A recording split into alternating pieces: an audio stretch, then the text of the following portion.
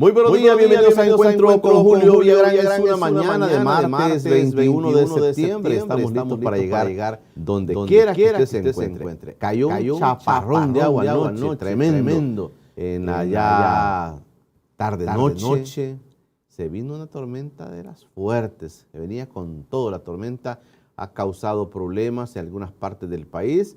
Como siempre, la Santa Lucía se inundó, ¿verdad? Esto es una cuestión eterna. Hay imágenes de familias que inclusive tuvieron que irse a los techos de sus casas para no ser arrasados por el agua que les inundó sus casitas. Así este país, la Santa Lucía, vuelve a hacer noticia. Un bus también se quedó atascado porque la corriente de agua le llegó casi a la mitad al bus. Y pues recordamos imágenes de lo que pasó hace años en la Santa Lucía. No hacen nada por solventar un, digamos, pequeño problema ante los grandes problemas que tiene nuestro país. Pero sí, anoche llovió muchísimo. Gracias por estar con nosotros. Recuerde las vías tradicionales por las cuales puede vernos. También se incorpora a esta retransmisión Noticias de Mexicanos. También retransmite a través de Facebook Live este espacio, así como todas las plataformas y medios de comunicación que se han unido ya a esta transmisión de Encuentro con Julio Villagrán. Le damos también la bienvenida a Noticias de Mexicanos, que también retransmite en su canal de Facebook Live en este momento, a esta hora de la mañana. Hoy vamos a conversar con el pastor general de la Iglesia Elim, el pastor Mario Vega, que está conmigo. Hablaremos sobre lo que está viviendo el país. Complicado, un país complicado, todos los días hay noticias y hoy no es la excepción. Vamos a la bienvenida al pastor. Pastor, gracias por venir con nosotros. Gracias porque lo habíamos querido contactar y no podíamos, pero hoy lo tenemos con nosotros. No, al contrario, muchas gracias por la invitación y un saludo a los televidentes también.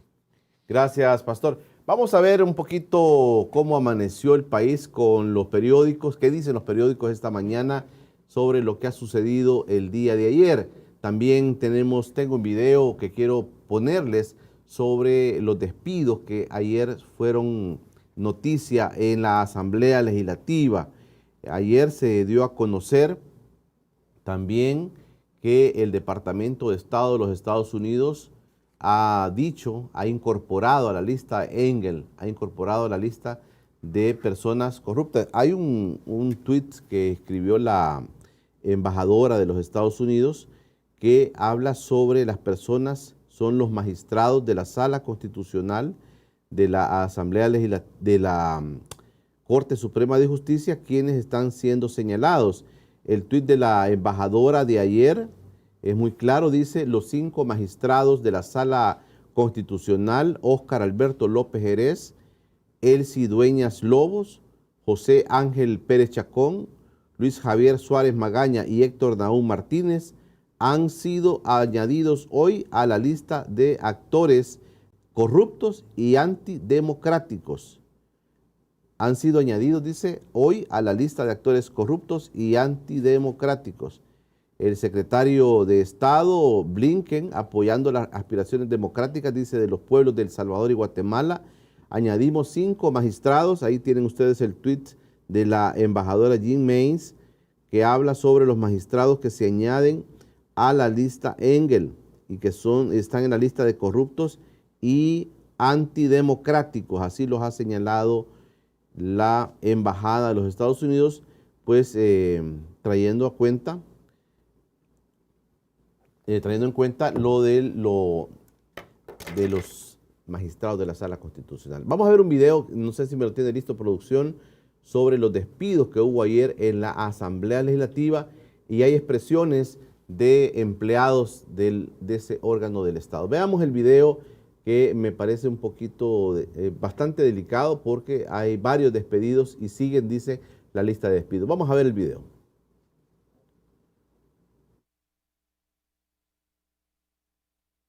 La corrupción, Ernesto Castro, si usted es otro corrupto, no sea sinvergüenza, hipócrita igual que Nayib Bukele. ¿Por qué humillan al trabajador de esa forma? Sean conscientes. En la unidad de planificación el día viernes, a la única que dejaron trabajando es a la esposa del presidente magistrado de la Corte Suprema de Justicia.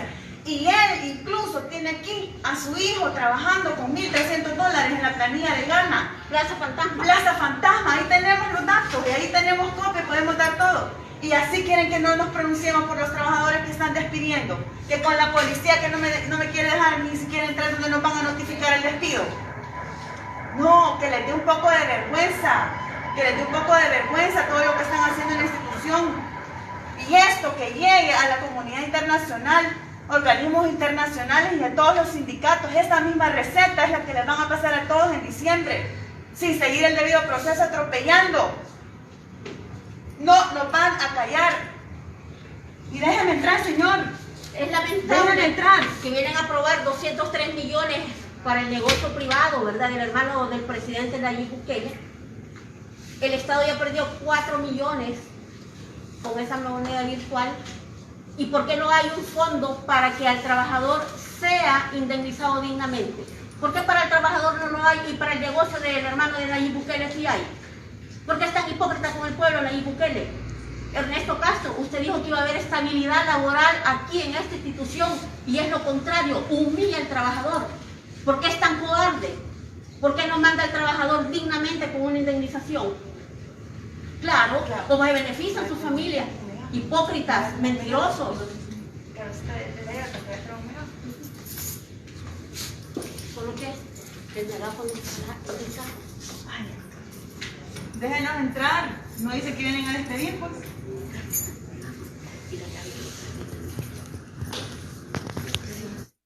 Bueno, ahí teníamos las imágenes de empleadas de la Asamblea Legislativa despedidas ayer y dicen que la situación va a continuar. El tema de la estabilidad laboral, pues, es un tema hoy que al final no es así, ¿verdad? Y ellas se quejan de eso. Un país complicado, pastor. Tenemos varios problemas de todo tipo, los problemas políticos, y un país que observa, que un país que también vuelve a vivir momentos de división de pensamientos, un país que fijó mucha esperanza en el presidente Bukele, pero está viendo también muchos problemas en el país que no tan fácil son de resolver. Sí, yo creo que el presidente Bukele representó una gran esperanza para la mayoría de los salvadoreños y eso lo demuestra pues los resultados electorales que tuvo tanto en 3 elecciones, diría yo, la de diputados, no la más reciente, sino que hace 3 años, luego las presidenciales y luego las que acaban de ocurrir en febrero de este año, ¿verdad? Que el dictamen fue contundente.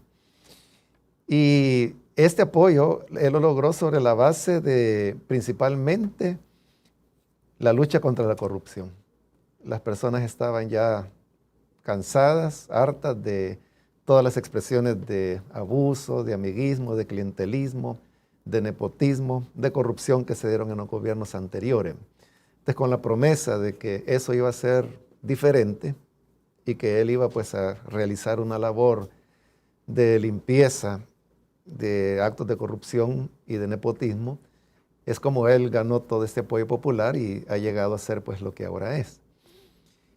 Creo de que en los últimos 70 años, diría yo, hasta donde más o menos conozco, nunca había habido un gobierno que tuviera tanto respaldo y tampoco tanta facilidad de alcanzar gobernabilidad por sí solo, por ejemplo en el tema de la Asamblea Legislativa, que incluso antes de las elecciones legislativas de este año todo el mundo decía de que no era posible que él pudiera alcanzar, por ejemplo, la mayoría calificada, y hoy se sabe pues, que estuvo muy cerca de alcanzar incluso la mayoría absoluta,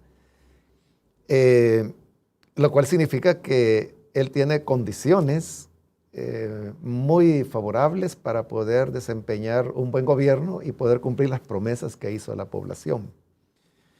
Pero de eso han transcurrido ya más de 2 años y lo que se ha visto en el camino es de que esas promesas pues no se han hecho realidad. Él ha sido implacable en la persecución de sus adversarios políticos, los que él considera sus enemigos, pero ha sido eso, es decir, no ha sido un ataque a la corrupción, sino que ha sido un ataque a los corruptos que son sus adversarios políticos. Pero si hay corruptos que no son adversarios, sino que al contrario, están a su servicio, entonces parecería que automáticamente sus actos, que son bastante conocidos por la población, quedan como exonerados. Entonces, todo esto ha venido provocando un desencanto que ha sido paulatino, ha sido progresivo, y creo que la máxima expresión de ese desencanto fue la marcha del pasado 15 de septiembre, la cual es simbólica. Simbólica en el sentido de que no representa, diríamos, el sentir de todas las personas que se sienten desencantadas, porque obviamente no todas fueron a marchar por diferentes razones, pero en sí misma pues fue algo significativo. Creo de que en mi memoria, pues desde las marchas blancas, como se le llamaron, en contra de la privatización de la salud, yo no recuerdo haber visto movilizaciones o una movilización tan grande como la del 15 de septiembre, a excepción de la que los mismos partidos políticos hacían para campañas, y que eran pues, como sabemos, pues una movilización donde se invierte en autobuses, en transporte de las personas, en comida. El 15 de septiembre no hubo más que la expresión de diversos sectores que voluntariamente quisieron hacerlo. Y sobre diversos temas, pastor. Colectivos sociales que cada uno pues tiene su propia agenda. Y muchas no convocó un solo tema. Así Eso es. fue curioso, no convocó un solo tema, sino que eran varios temas que tenían el mismo destinatario, que le demandaban algo al mismo presidente de la República. Así es. Las preocupaciones eran comunes. Yo creo que las demandas eran el tema del respeto a la separación de poderes, el respeto al Poder Judicial, que hoy pues está siendo atacado, a la prensa, y también el tema pues en contra del Bitcoin, ¿no? Que creo que fue el catalizador que produjo esta explosión de inconformidad social, ¿no? No obstante, esta situación que estamos viviendo en la actualidad, yo creo que todavía no ha cerrado la puerta para que el presidente pueda aprovechar todavía el gran capital que sigue siendo mayoritario, no tengo duda de eso, para poder hacer lo que la población salvadoreña realmente desea, necesita y que le agradecería por muchas décadas si él realmente se empeñara en hacerlo, y creo que tiene aún todas las condiciones para hacerlo. Esta ventana de oportunidad yo veo que paulatinamente se va cerrando, pero yo creo que todavía hay espacio suficiente para que él pueda tomar un camino correcto y resolver las problemáticas profundas de la sociedad salvadoreña. El presidente Bukele ha tomado temas difíciles, por ejemplo, el tema del 1 de mayo, cuando la sala constitucional es destituida, cuando destituyen al fiscal, cuando él dice tenemos que hacer una limpieza y esto va a continuar, y continúa, y ahora aparece el tema de los jueces, por ejemplo, que hay una disposición legal que dice que los jueces, hoy el 26 de septiembre, los más de 60 años tienen que dejar sus cargos. Todo este proceso, inclusive el tema del Bitcoin, al parecer al presidente no le quita el sueño, digamos, el tipo de protestas que se hagan, y él como que continúa, digamos, muy claro para dónde quiere llevar estos temas. Yo le decía a un invitado acá, pastor, que si el presidente, digamos, hiciera una especie de retiro espiritual, va pensando, bueno, las expresiones que vi el 15 de septiembre realmente tienen algo de validez. Esa ventana que usted habla, ¿usted cree que hay una actitud, aparte de que usted puede estar esperanzado de que esa ventana no se termine de cerrar, cree que las actitudes del presidente van encaminadas a eso, a aperturarse, a escuchar un poquito esa expresión que aunque él la minimice, él sabe que es una expresión genuina que está ahí? Eso es lo que yo deseo, de que él pudiera escuchar, pero hasta este momento él no ha dado muestras de oír a nadie. Incluso yo creo que él no oye ni siquiera amigos de él, ¿verdad? Muy intencionados y que comprenden la situación y que me imagino que le han de dar algún tipo de sugerencias en relación, por ejemplo, a moderarse un poco o en hacer determinadas decisiones que tienen que ser bien sopesadas antes de poderlas tomar, ¿verdad? Pero yo pienso que él no escucha, y yo creo que esa es una gran falencia de parte de él. Creo que es una cuestión de personalidad, pero al mismo tiempo como una cuestión de sobrada confianza en que las personas siempre le van a estar apoyando.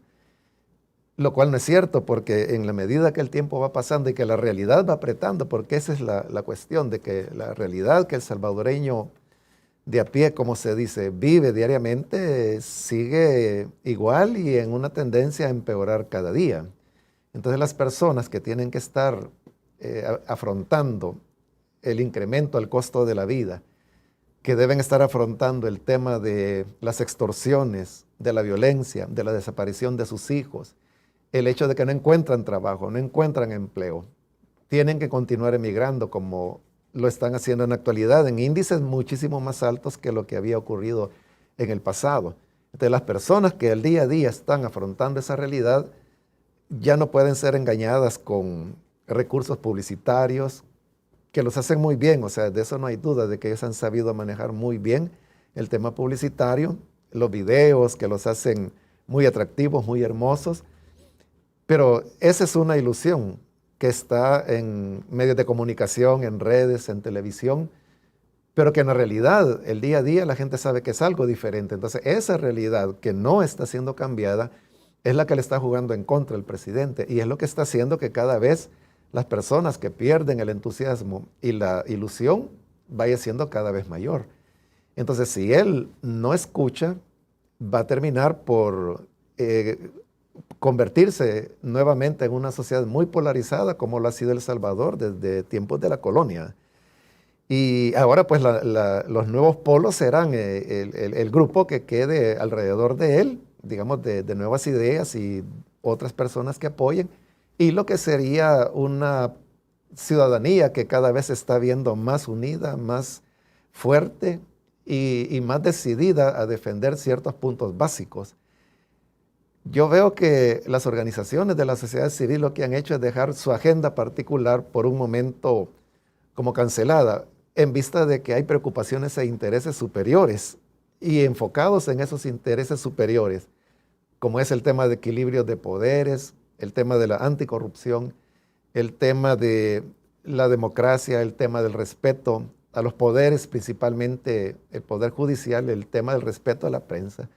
Se han enfocado en eso, y eso está unificando a la oposición de tal manera de que puede llegar un momento en que otra vez tengamos dos polos muy opuestos, y volvamos pues a reeditar las décadas anteriores, cuando había pues un polo de derecha y otro de izquierda, y esto hacía muy difícil la gobernabilidad en el país.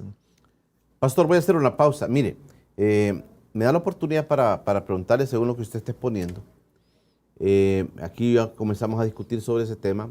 Hay una agenda de país y hay una agenda del presidente Bukele. ¿Usted siente que la agenda del presidente Bukele es la agenda que el país está necesitando? Usted dice las organizaciones de la sociedad civil hoy se ha enfocado a otros temas, por ejemplo, defender la democracia, dice, porque no hay separación de poderes, todo lo que está pasando a nivel judicial. Es la agenda que ahora se ha puesto en la agenda nacional, porque es lo que se ha ido haciendo. Y otros temas que han quedado como en el olvido. Pero la agenda del país es la agenda del presidente Bukele, o donde hay la separación. Le voy a poner nada más el caso, lo vamos a dejar para el siguiente bloque, el tema del Bitcoin. Algunos han dicho, mire, no había necesidad de eso. Lo pone porque es un interés particular de él meter ese tema. De eso platicamos, las agendas, la agenda del país y la agenda del presidente Bukele. Vamos a hacer una breve pausa, vamos a regresar. Recuerde que este espacio ha sido por cortesía de Cable Color, el internet de fibra óptica más rápido de todo El Salvador. Vamos a ver si hay comentarios que están llegando a nuestro teléfono de WhatsApp para que usted pueda hacerlos y preguntarle a nuestro invitado, el pastor Mario Vega, que está conmigo, pastor general de la iglesia Elim, que está conmigo esta mañana de martes. Ya regresamos. Ya regresa Encuentro con Julio Villagrán.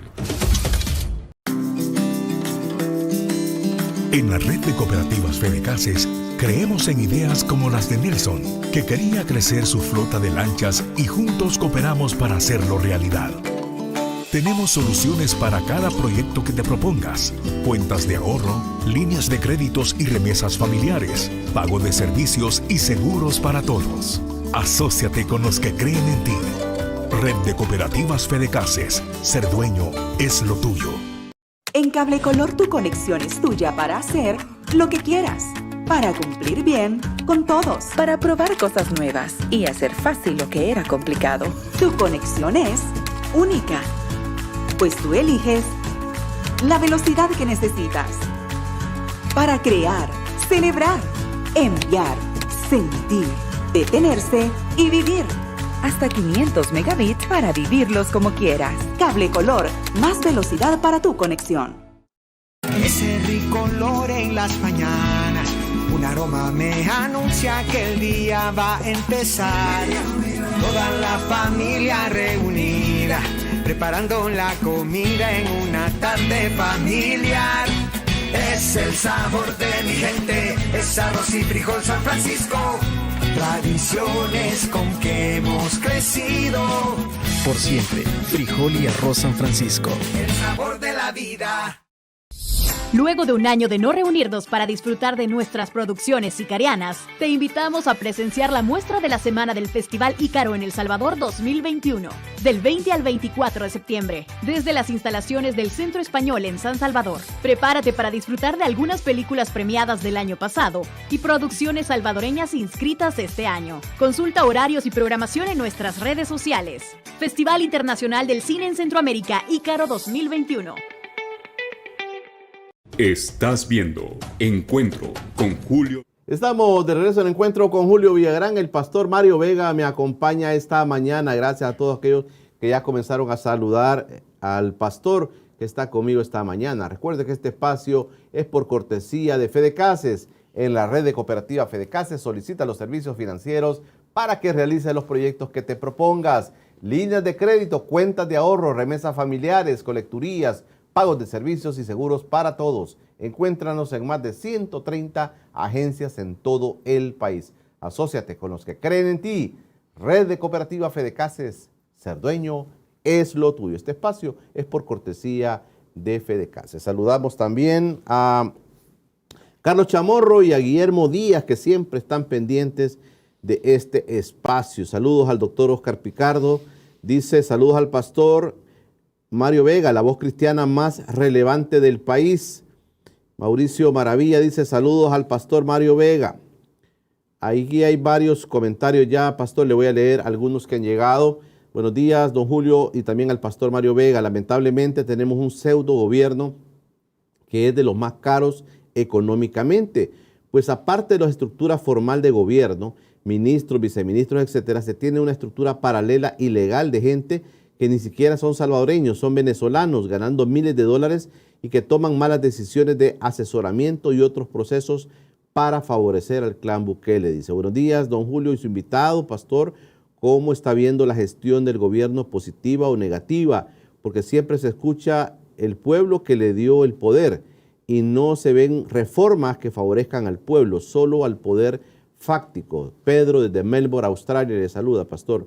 Buenos días, don Julio. Saludos al pastor Vega. Bukele es de los más grandes castigos para esta pobre tierra. Salvadoreños, levantemos la cabeza, dice. Alan Quintana desde Adelaide, South Australia. Saludo al programa e invitado de hoy, a quien exhorto a unirse a otros líderes religiosos a efecto de expresar la solidaridad con el pueblo de Dios en El Salvador ante los efectos dictatoriales del actual gobierno. El 12 de octubre la dictadura de Bukele cavará su propia fosa, dicen algunos comentarios, pastor, y también haciendo mención sobre el tema de las iglesias. ¿Las iglesias en esto tienen una expresión común? ¿Cómo están viendo las iglesias? En el caso de ustedes, las iglesias evangélicas, o se está configurando, cree usted, también a nivel de fieles, digamos, de cristianos, ¿se está configurando alguna expresión, pastor? Sí, bueno, las iglesias son muy variadas, ¿verdad? Hay de todos, hay muchas iglesias y pastores que, como en el pasado, pues se han plegado al gobernante de turno, ¿verdad? Eso siempre ha ocurrido.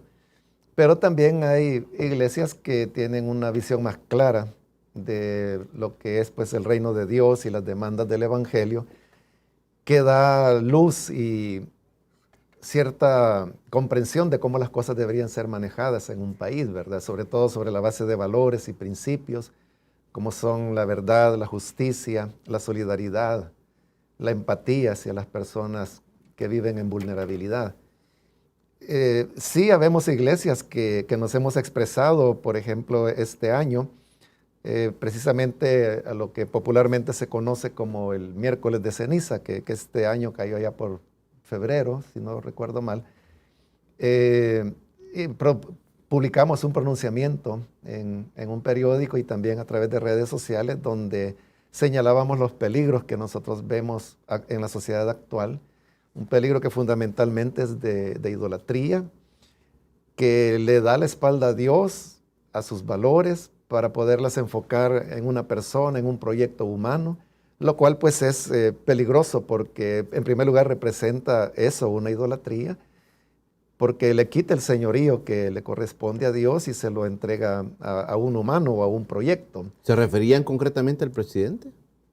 Sí, hablábamos en este pronunciamiento de temas como por ejemplo el uso de la mentira, el tema de la corrupción, el tema del maltrato hacia la mujer, expresiones misóginas que se han producido, el tema del balance de poderes que tiene que ver como una garantía a la maldad innata que los seres humanos tenemos por causa del pecado. Y obviamente pues aunque hasta donde recuerdo no se mencionaba el nombre del presidente, pero era evidente, ¿verdad? De que era la alusión a él. Exactamente. Y porque esa era la intención, ¿verdad? O sea, no es un ataque personal, sino que es un ataque hacia su manera de hacer las cosas. Ahora, este sector... ¿Qué mensaje era el que ustedes planteaban al fiel, digamos, a la persona? Era un llamado al arrepentimiento, precisamente porque iniciaba el tiempo de la Cuaresma. Sí.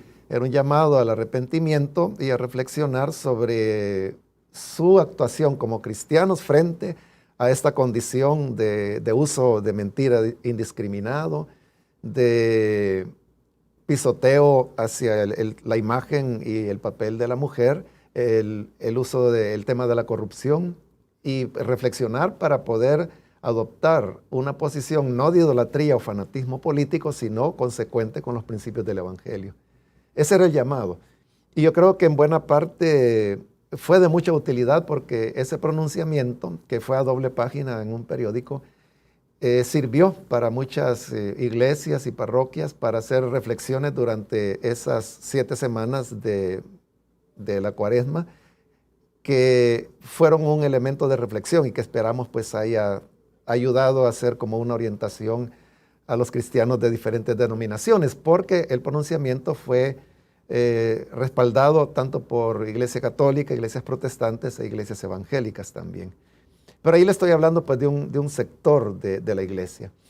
Ahora, en el panorama que anteriormente describíamos de que se está produciendo una polarización entre lo que es ahora gobierno, ejército, Policía Nacional Civil y el otro polo que sería la sociedad organizada y preocupada por los temas que están tomando ciertos rasgos muy autoritarios, muy dictatoriales, yo creo que va a haber necesidad de que la iglesia pueda conservar su ecuanimidad y no ser parte, en primer lugar, de la estructura de poder que está produciendo todo este tipo de desmanes, pero tampoco de una oposición que se vaya a volver recalcitrante y que, quiera Dios, no se vaya a convertir en una expresión violenta. Creo que la iglesia tiene que conservar una posición en la cual puede ofrecer sus servicios de mediación, como ha ocurrido en el pasado, en la historia de nuestro país, para poder buscar la vía del diálogo como una forma de solución a los problemas que pudieran irse agudizando de aquí al futuro. Lastimosamente, al presente yo no veo señales en nuestro país de que haya una flexibilidad de un lado ni del otro. Entonces yo creo que esta confrontación puede llegar a escalar a niveles peligrosos como cíclicamente ha ocurrido en la historia salvadoreña, y ahí es donde yo veo que la iglesia tiene que estar preparada siempre iluminando con el tema de la verdad y dispuesta a desarrollar un papel de mediación para alcanzar acuerdos que permitan al país salir adelante. En un país donde, si usted opina como usted ha opinado y usted ha vivido en carne propia, el ataque de troles, el ataque de personas que defienden al presidente Bukele, usted lo ha vivido en carne propia, pastor. Sí. Si usted opina, si usted da una posición, si usted critica, si usted, imagínese ese mensaje tan duro que ustedes sacaron el miércoles de ceniza, hacia pues no idolatrar a las personas, sino que anteponer eso a Dios. Si ustedes están en eso, fácilmente en este país dice, el pastor Mario Vega es del 3% o del 1%, porque ahora lo van bajando más. Es fácil decir esas cosas. No hay una libertad, digamos, de poder decir, respetar su opinión y tomar en cuenta lo que ustedes, porque estamos cayendo en ese juego de un bando y otro bando, pastor. Y eso es lo que hay que evitar, ¿verdad? Sí, como usted dice, ha habido muchos ataques. Yo no soy seguidor de redes, no soy de ese mundo, a mí me gusta el mundo real. Pero por terceras personas, ¿verdad?, que me cuentan, sé de que hay ese tipo de ataques. A mí me divierte porque realmente cuando hacen cierto tipo de señalamiento, ¿verdad?, me causa gracia por el hecho de que tienen que inventar, hacer señalamientos, y entonces eso es lo que a mí me causa gracia y en cierta manera satisfacción al decir, pues, gracias a Dios que no tienen nada que señalarme. Y sí, ¿verdad? Han dicho de que yo recibo dinero, que me han pagado, o sea, lo que dicen de cualquier persona que exprese una opinión propia, ¿verdad? Pero, mire, don Julio, yo tengo ya 41 años de estar en el ministerio y las personas me conocen desde que yo inicié. Yo inicié el ministerio en Santa Ana, donde estuve durante 17 años.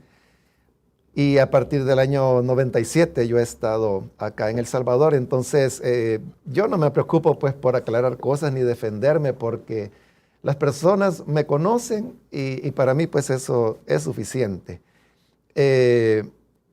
Yo creo que si la intención es amedrentar, está bien difícil que lo vayan a lograr, porque hay personas que se mueven, como yo lo he expresado en algunos artículos de opinión, hay personas que se mueven por intereses y por lo que van a recibir, pero hay otras personas que nos expresamos por convicciones, por causas. Y cuando uno abraza una causa, estas causas a veces demandan la vida misma, y el Evangelio es una de esas causas. El cristianismo comenzó con el martirio de su propio fundador, que fue el Señor Jesús, y que fue seguido por Esteban, por Pablo, por Pedro, por la mayoría de los apóstoles y por millares, millones, podría atreverme a decir, si uno toma en cuenta el tiempo de las persecuciones romanas, ¿verdad? Que ofrendaron su vida por causa del Evangelio. ¿Qué ganaron? No ganaron nada. Al contrario, perdieron, y perdieron lo más valioso que el ser humano tiene, que es la vida. Pero se trata de una causa. Entonces, cuando uno abraza una causa, uno va a defender esos valores y esas verdades todo el tiempo. Y no importa que la gente ataque, porque estas personas que atacan es a las que uno ama y las hace por amor a ellos. Uno no lo hace por una ganancia o por tener una posición o por recibir un beneficio. Nosotros como iglesia jamás hemos recibido ningún beneficio de ningún gobierno, de ninguno. Y gracias a Dios por eso, de que nunca nos ayudaron, y ahora me da alegría que nunca lo hayan hecho, porque no hay nada que nos puedan señalar. Entonces, estas personas que atacan, que lo sigan haciendo, pero la cuestión es que esa verdad, esa realidad de la cual hablábamos anteriormente, que es la que está apretando cada día el salvadoreño, es la que les va a hacer despertar. Y cuando despierten, entonces, ahí estará siempre la iglesia para recordarles que la iglesia no se quedó callada. Hoy hay personas que dicen, por ejemplo, que por qué yo no decía nada en el pasado.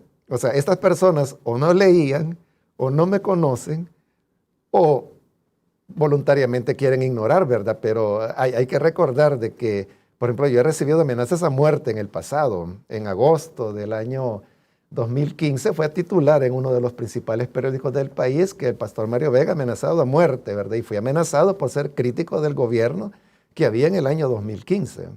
Entonces, las personas que hoy dicen por qué no decía nada, yo les diría, es muy fácil, ¿verdad? Simplemente pueden, por ejemplo, entrar al sitio web de Misión Cristiana Elim, elim.org.sb, y ahí están mis editoriales desde que yo comencé a escribir hace 13 años ya. Entonces ahí pueden darse gusto y darse cuenta si de verdad yo no dije nada en el pasado y que hasta ahora estoy hablando, ¿verdad? Bueno, eso por desmentir de una manera muy sencilla.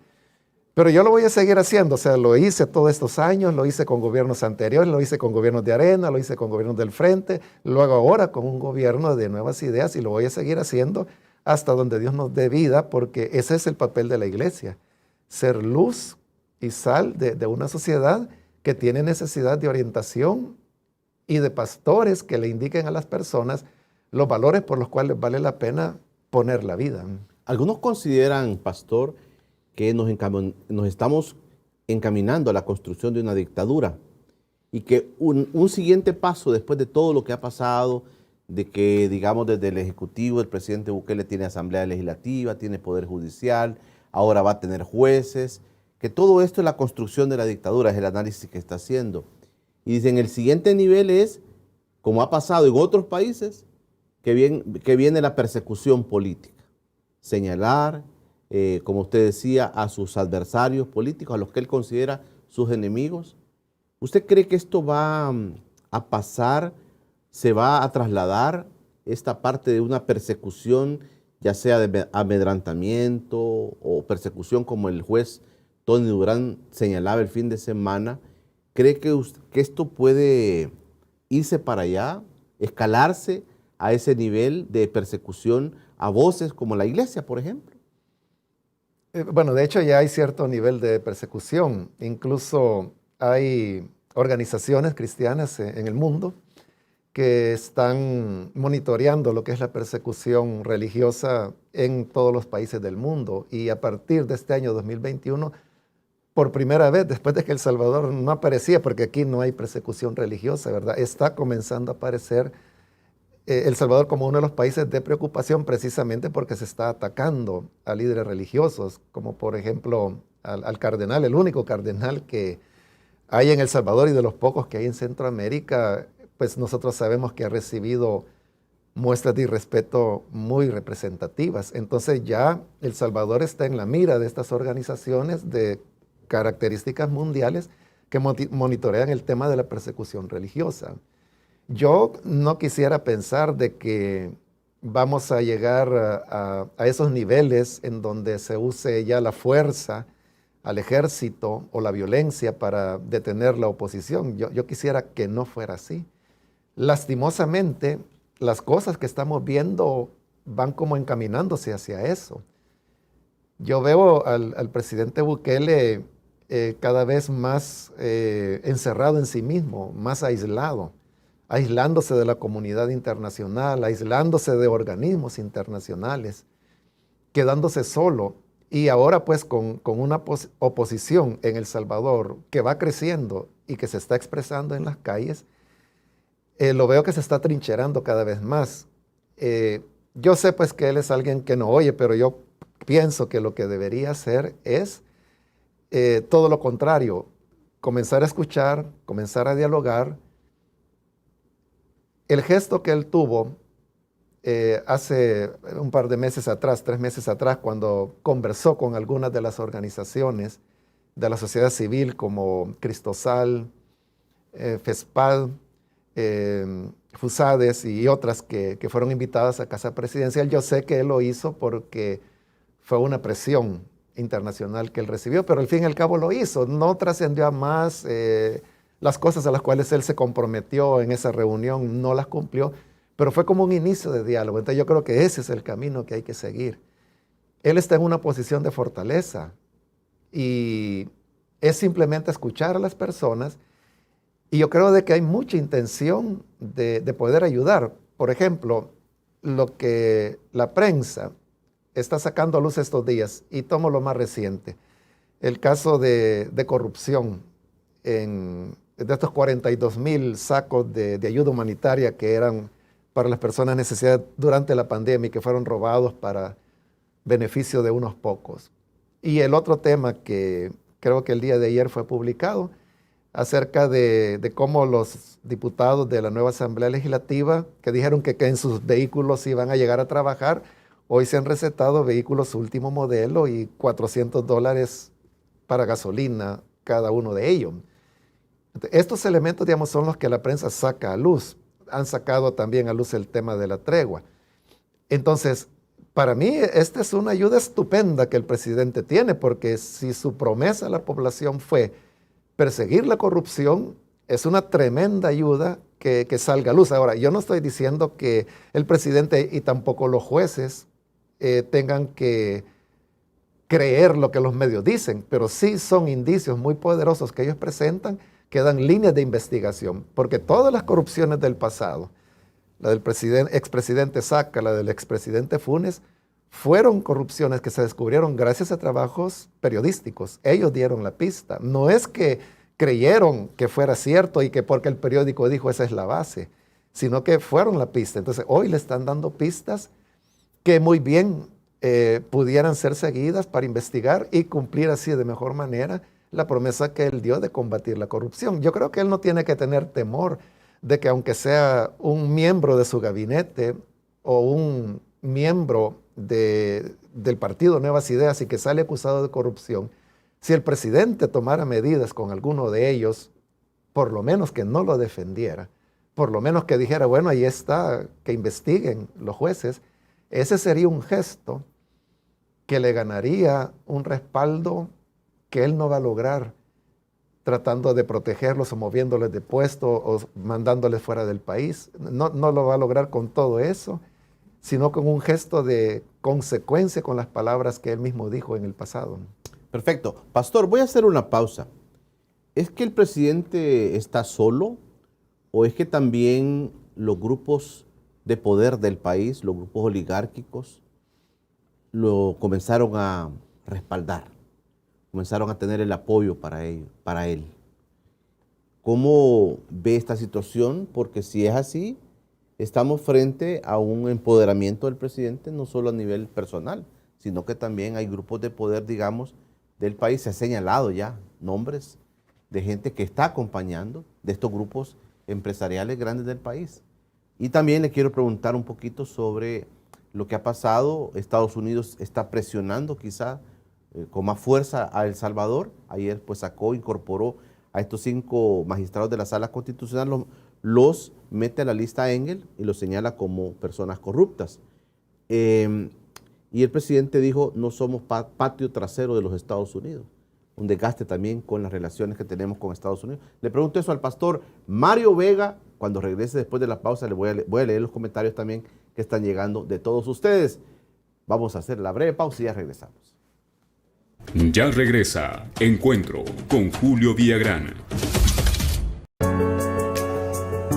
En la red de cooperativas Fedecases creemos en metas como las de Roxana, que deseaba ver a su hija graduarse y juntos cooperamos para hacerlo realidad.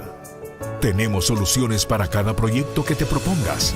Cuentas de ahorro, líneas de créditos y remesas familiares, pago de servicios y seguros para todos. Asóciate con los que creen en ti. Red de Cooperativas Fedecases. Ser dueño es lo tuyo. Ver esto es muy satisfactorio. Ver esto también es satisfactorio. Y ver esto ni se diga. Pero nada de esto es tan satisfactorio como darse a entender en otro idioma. Habla el idioma que quieras en Academia Europea. Tú eliges cómo, virtual o presencial. Conoce la verdadera satisfacción. Academia Europea, número 1 en idiomas. Ese rico olor en las mañanas, un aroma me anuncia que el día va a empezar. Toda la familia reunida, preparando la comida en una tarde familiar. Es el sabor de mi gente, es arroz y frijol San Francisco. Tradiciones con que hemos crecido. Por siempre, frijol y arroz San Francisco. El sabor de la vida. Estás viendo Encuentro con Julio Villagrán. Continuamos en Encuentro con Julio Villagrán. El pastor Mario Vega me acompaña esta mañana. Recuerde que este espacio es por cortesía de la Arrocera San Francisco, que le invita a preferir sus marcas y que siga consumiéndolas. Ahí tienen los productos de La Arrocera San Francisco. Puede contactarlos al Facebook e Instagram como Arrocera San Francisco, nuestro patrocinador de este último espacio, de este último bloque de Encuentro con Julio Villagrán. Continuamos con el pastor Mario Vega. Voy a leerle algunos comentarios que están llegando a través de la vía del WhatsApp. Ahí estamos. Excelente entrevista, dice. Gracias a Julio Villagrán por su aporte a conocer la realidad de nuestro querido El Salvador. Bendiciones. Buenos días, don Julio. Pregúntele al pastor qué opina del atentado a la embajada en Long Island. Buenos días, don Julio. Un saludo al pastor Vega. Quisiera que toquen el tema de la famosa reforma de las pensiones. Es preocupante y no se sabe qué rumbo lleva. Gracias. Qué tremendo cómo esta familia de corruptos ha arruinado mi país. Dice, ayer Bukele volvió a jugarse millones de dólares de nuestros impuestos en el casino Bitcoin. El complejo de emperador sí volvió loco. Es tan poco tiempo el poder que siente tener si todo es temporal. Lo mismo pasó con Funes y Saca. Tristemente lo que menos le importa es el pueblo pobre. Buenos días, pastor. ¿Considera que todo este problema social que está viviendo El Salvador es por falta de un plan de gobierno o porque ya había un plan de desestabilización social abusando de la confianza? Este es un buen planteamiento. Nadie le cree ya a este gobierno si están más ladrones que los de antes. Bueno, ahí están los comentarios, pero también hay un video de la embajadora de los Estados Unidos respondiendo a lo que el presidente Bukele ha dicho, y le dejaba planteado al pastor esto, que el presidente le respondió a Estados Unidos diciendo, mire, no somos el patio trasero de los Estados Unidos. Pero veamos cómo reaccionó la embajadora, no es encargada de negocios, Jean Mains. Y desde enero de este año, con el intento del Congreso de los Estados Unidos para tener consecuencias inmediatas a las personas que están involucrados en los actos de corrupción y también los actos antidemocráticos. Y en esta medida, obviamente las personas, estamos sacando la vista de las personas que están en la lista, tal como hicimos en la lista original, que tenían nombres de diferentes personas de todos los partidos. Y vamos a seguir agregando nombres. Tenemos esta regla por ley de nuestro Congreso que tenemos que emitir la lista por lo menos una vez por año. Pero también tenemos la posibilidad, como vimos ayer en Guatemala y aquí en El Salvador, de poner nombres cuando tenemos incidencias que queremos destacar. Y en eso quiero señalar que de nuestra parte, del gobierno de los Estados Unidos, estamos comprometidos con El Salvador y con los salvadoreños. Y vamos a seguir tratando. Bueno, ahí están las declaraciones de la embajadora. Está comprometida con el país, Estados Unidos, dice, pero no con los corruptos, ¿verdad? Sí. ¿Cómo ve esta situación de relaciones un poco desgastadas, pastor?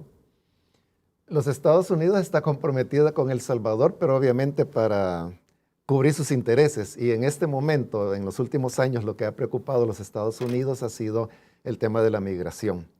No porque en sí la migración sea un problema para la economía estadounidense. Yo creo que al contrario, la economía estadounidense es lo que es gracias a la migración. Pero el tema de la migración se ha convertido en un tema político que pesa mucho a la hora de las elecciones estadounidenses. Lo que cambia son los enfoques. En el caso de la administración Trump, por ejemplo, la idea era detener la migración y no importa qué hacen en sus países. O sea, qué hace Guatemala, qué hace El Salvador, qué hace Honduras, incluso qué hace Nicaragua, no importa. Ahora, con la administración Biden, el enfoque es distinto. Siempre la preocupación es la migración, pero la administración Biden dice hay raíces que están impulsando a las personas a venir a los Estados Unidos. ¿Cuáles son las raíces? La desigualdad, la falta de oportunidades. ¿Y eso cómo se remedia? Eso se remedia pasando por dos cosas importantes: profundizar la democracia y combatir la corrupción. Entonces, así es como ellos lanzan su plan para el Triángulo Norte, del cual este señor Ricardo Zúñiga pues es como el comisionado del gobierno estadounidense para el área. Entonces, esos son los dos grandes estandartes: anticorrupción y profundización de la democracia. Pero, por ejemplo, los licenciados y la licenciada que actualmente han sido colocados a la fuerza como magistrados de la Corte Suprema de Justicia son personas que van en la dirección contraria, no están promoviendo, no están facilitando el tema democrático el equilibrio de poderes. Y por otro lado, en la lista Engel no solo es una lista de personas antidemocráticas, sino que también corruptas. Entonces, esto puede significar que los Estados Unidos tienen conocimiento de acuerdos para que estas personas puedan estar en este lugar y por lo tanto los califican también como corruptos. Mi apreciación personal es que en la lista Engel los Estados Unidos tienen mucha más gente, pero no la han dado a conocer porque igualmente ellos están apostando al diálogo, llegar a acuerdos. Pero en la medida en que se le da la espalda al diálogo, a la plática, en esa medida es que ellos van soltando nombres y van presionando y presionando, y esto puede llegar a un punto donde ellos revelen personas que están muy, muy cercanas al presidente y que le van a causar políticamente un daño mucho mayor que el que recibe con estas medidas ya tomadas. Entonces todo va hacia lo mismo, ¿verdad? Creo que el camino del diálogo y del entendimiento es el que debemos tomar para resolver los problemas, tanto internos como de relaciones con otros países. El tema del peso y contrapeso en el país con el tema de los poderes, obviamente está cuestionado. Se dice, el presidente tiene todo a su favor, pastor.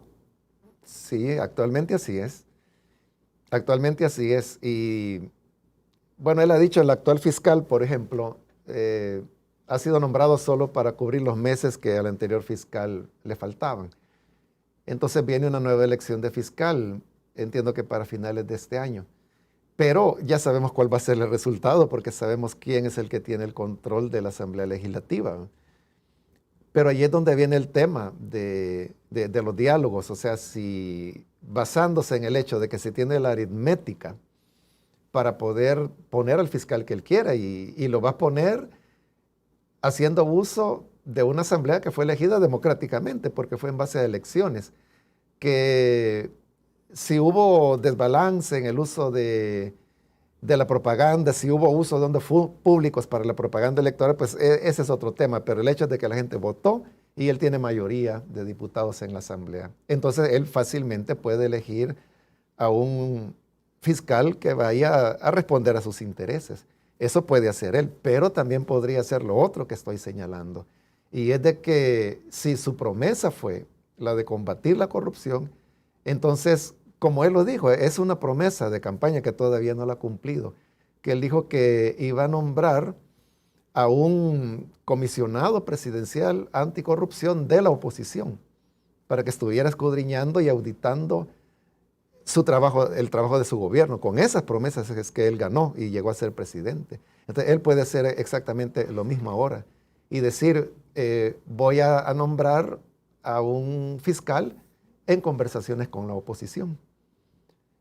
Al hacerlo, entonces él está dando un gesto importante que va en la dirección de las promesas que él hizo a la población. Claro, él puede decir, no, yo no voy a dialogar con la gente, yo voy a dialogar con el pueblo salvadoreño, entendiendo como pueblo salvadoreño el que está a favor de él, no a las docenas de miles que marcharon simbólicamente el 15 de septiembre. Entonces, pero esa es la verdadera oposición, ¿verdad? Entonces, cuando existe esa voluntad de diálogo, ahí es donde yo digo que esa ventana se le va dando todavía un poco de más tiempo para buscar soluciones que tanto él como el país va a necesitar a muy corto plazo. Algunos pudieran aplaudir las palabras del presidente, es decir, no somos más el patio trasero de los Estados Unidos. Algunos pudieran aplaudir, decir, bueno, hasta el fin llegó un presidente que se paró contra Estados Unidos. Pero detrás de todo eso hay un montón de cosas. Hay historia, hay un montón de cosas, hay intereses económicos, hay salvadoreños allá en Estados Unidos, hay un montón de cosas, varios elementos, pastor. Yo estoy totalmente de acuerdo que El Salvador ni ningún país debe ser patio trasero de los Estados Unidos, no debe ser así. Pero tampoco uno puede cerrar los ojos a la realidad, ¿no? Realidades como la que usted ha mencionado, ¿verdad? Entre 2, 3 millones de salvadoreños viviendo en el país, la economía nacional es sostenida fundamentalmente por las remesas. Entonces, ante esa realidad, lo menos que yo puedo hacer es establecer nuevamente diálogo con el gobierno estadounidense para buscar maneras de cómo salir adelante a través de vías que beneficien a la población salvadoreña, a los más vulnerables principalmente, para que no tengan que continuar migrando. ¿Cree que este desgaste se puede profundizar? ¿Cree que Estados Unidos estaría pensando en otro tipo de medidas, pastor? Yo no tengo duda, es lo que le decía, ¿verdad? Que yo creo que la lista Engels, por ejemplo, es mucho más completa y toca círculos más íntimos del presidente y de su familia. Pero los Estados Unidos están dando como un compás de espera, pero ellos se están soltando. Aquí va este, aquí va este, aquí va este. Pueden soltar mucho más, pero yo creo que no lo hacen para dar un espacio de diálogo que quiera, y esa es mi insistencia. Creo que ese ha sido el resumen de mi participación en esta entrevista, que el presidente debería volverse más dialogante. Las relaciones se están deteriorando y se están deteriorando rápidamente, y yo creo que eso va a afectar muchísimo, no solo al país, sino que a la misma presidencia del presidente Bukele, y yo creo que eso es lo que hay que evitar. Y pienso de que el camino siempre va a ser el diálogo, como la historia salvadoreña lo ha mostrado todo el tiempo. Parte de la comunidad internacional, que obviamente él la califica como enemigos del país, parte de la comunidad internacional está muy preocupada de la situación. Así es, y a eso me refiero cuando digo que él se está quedando solo, ¿verdad? Porque los países que supuestamente lo apoyan, no es que lo apoyen, sino que más bien son como, no expresan opinión, como en el caso de China o de Rusia, y que son naciones pues que también tienen otro tipo de intereses geopolíticos. Pero aparte de estos países, yo veo que la comunidad internacional es unánime en cuanto a cómo ven El Salvador. Entonces, no hay país que pueda sobrevivir solo. Y yo creo que el hecho de atrincherarse en sí mismo no le hace bien al presidente. Eso le dificulta su presidencia. Ahora mismo lo podemos ver con el tema de los préstamos. O sea, prácticamente tiene todas las puertas cerradas. Y eso es algo que a muy corto plazo, de aquí a diciembre de este año, bueno, ya comenzó a afectar la economía salvadoreña y la va a afectar a nivel de crisis. Quiera Dios que no sea así, pero lastimosamente, y según he escuchado a economistas pues muy conocedores, a más tardar diciembre El Salvador estará en una situación caótica. Entonces eso es lo que queremos evitar, porque al fin y al cabo quienes sufren son los mismos de siempre, es decir, los más vulnerables, los pobres de nuestro país. Pastor, quiero cerrar, tengo un minuto, quiero cerrar. Si me pongo a jugar como abogado del diablo, digo, le puedo decir, pastor, pero el pueblo ahí está respaldando al presidente Bukele. Los ministros, los diputados y el mismo presidente dice, mire, el pueblo me mandó a hacer esto. Sí, es correcto. Y yo creo que todavía, así comencé diciendo, ¿verdad? Que él sigue siendo muy popular, continúa teniendo mucho respaldo, pero es un respaldo que se está erosionando, lo está perdiendo. Por eso digo, hoy es el momento de aprovechar el espacio que todavía queda, porque él todavía está en una posición de fortaleza. Yo creo que está bastante aislado, pero no totalmente. Entonces, es una ventana que debe aprovechar para construir caminos de solución. Así en breve, ¿cuál sería que una señal, particularmente que usted ve, que el presidente puede decir, sí abro la ventana? ¿Qué señal cree usted de las cosas, del montón de cosas que hay por hacer? ¿Qué señal sería una buena expresión del presidente para decir, estoy abriendo la ventana? Hay muchas oportunidades. Una podría ser, por ejemplo, yo pongo al señor Osiris Luna, por ejemplo, a disposición de la justicia, que sea investigado. Como dije, por lo menos no defender, ¿verdad? A personas que hay evidencia, ¿verdad? Ahí están los documentos que muestran de que algo anómalo está ocurriendo. O en el caso, por ejemplo, de los diputados, ¿verdad? Bueno, ustedes prometieron una cosa diferente a la que están haciendo. Entonces, un gesto como ese le va a ganar una recuperación de apoyo que no lo va a poder lograr encubriendo o disimulando o mintiendo y mucho menos defendiendo a personas que la gente se da cuenta de que no están tan bien. Pastor, quiero agradecerle que haya venido con nosotros esta mañana. Al contrario, gracias a usted por la invitación y gracias a los oyentes por su tiempo. Gracias, Pastor Mario Vega, pastor general de la iglesia Elim, allá por la zona de Ilopango, ¿verdad? Sí, en Soyapango estamos. ¿En Soyapango? Soyapango es ahí. Sí. En Soyapango, ahí está el pastor Mario Vega, nuestro invitado esta mañana de martes. Gracias por tu comentario. Hay que dar un montón de comentarios sin poderlos leer, pero mañana vamos a continuar nuestra entrevista. Mañana viene la diputada Anabel Belloso del FMLN, va a estar aquí con nosotros, nos va a contar qué va a pasar hoy en la Asamblea Legislativa. ¿Habrá más endeudamiento? ¿Van a responder los diputados sobre lo que está pasando con el tema de los Estados Unidos? ¿Qué va a pasar hoy en la Asamblea Legislativa? Pues mañana Anabel Belloso nos va a contar qué va a pasar. Lo espero mañana. Por hoy, pasen todos un feliz día.